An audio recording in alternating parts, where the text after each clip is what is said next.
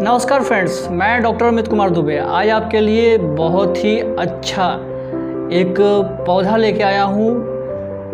आपके आसपास में मिलता है। इसको हम लोग माता की भी उपाधि दे रखे हैं, मतलब कि इसमें इतनी सारी औषधियों का गुण होता है कि जिसको हम माता भी बोलते हैं। मतलब बहुत सारे रोगों को ये एक साथ ठीक में करता है और इसको हम बोलते हैं नीम। नीम इतना ही ज़्यादा कारगर और बहुत ही अच्छी औषधि है कि इसको हम पूजते भी हैं और इसको हम माता की उपाधि भी दे रखे हैं। मतलब नीम को शीतला माता भी बोलते हैं और उनकी पूजा भी करते हैं। नीम को शीतला क्यों बोलते हैं? इसलिए कि जो नीम होता है इसको आयुर्वेद में कोल्ड की उपाधि दी गई है। इसको नीम आयुर्वेद में हल्का भी बोलते हैं, मतलब कि ये भारी औषधियों में नहीं आती है, ये हल्की औषधि है और बहुत सारे रोगों में एक साथ काम करता है। तो इसका जो साइंटिफिक नेम होता है अजाता रक्ता इंडिका इसको बोलते हैं। और जो नीम होता है इसकी जो दातुन करने से हमारे दांत मजबूत होते हैं। नीम की पत्ती को चबाने से जो मसूड़े हैं उसमें जो इन्फेक्शन होता है वो ठीक होता है। और जो नीम होता है सबसे ज़्यादा ये क्या होता है कि ये जो इन्फेक्शन होता है, मतलब बॉडी में किसी भी टाइप का इन्फेक्शन है, अगर बैक्टीरियल इन्फेक्शन है, फंगल इन्फेक्शन है, वायरल इन्फेक्शन है, किसी भी प्रकार के इन्फेक्शन से अगर फीवर आ रहा है तो उसको नीम हमेशा ठीक करता है।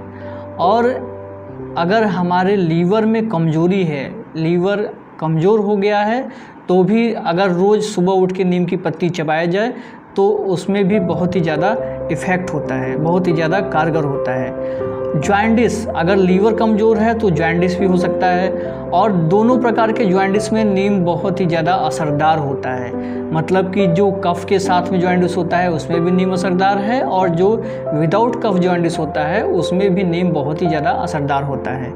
उसके बाद अगर कभी कभी ऐसा होता है कि हम खाना तो हमें भूख लगी है, लेकिन जब हमारे पास सामने खाना आता है तो हमको बड़ा बुरा लगता है, मतलब एक और खाए और बिल्कुल टेस्ट फील ही नहीं होता है।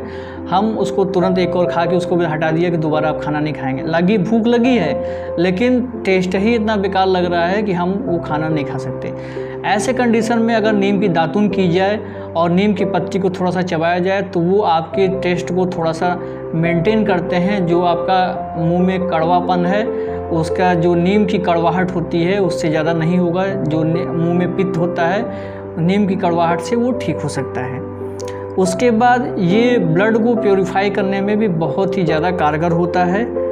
और नीम की दातुन करने से, नीम की पत्ती को चबाने से आपको एसिडिटी नहीं होती है। और जो नीम होता है वो स्किन इन्फेक्शन में भी बहुत ही ज़्यादा कारगर है। मतलब कि अगर नीम को पत्तियों को उबाल के और इसके पानी से अगर स्नान किया जाए, इससे पानी से नहाया जाए तो आपके बॉडी में अगर स्किन इन्फेक्शन है, स्किन डिजीज़ किसी भी प्रकार की है तो वो भी इसको बहुत आराम से ठीक कर देगा।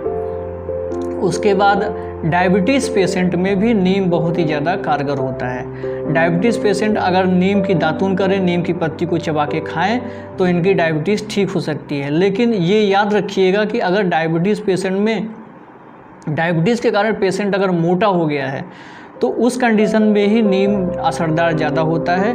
उनके वेट को कम करने में नीम बहुत ही ज़्यादा आपको सहायता करेगा।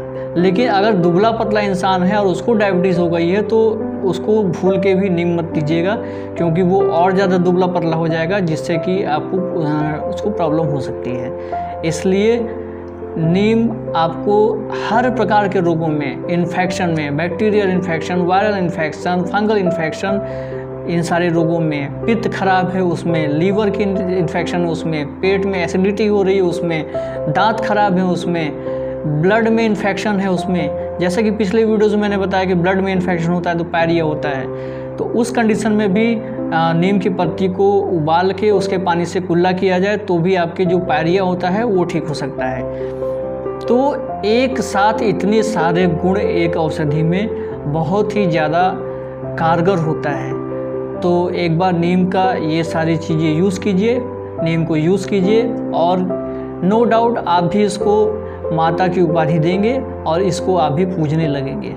नमस्कार।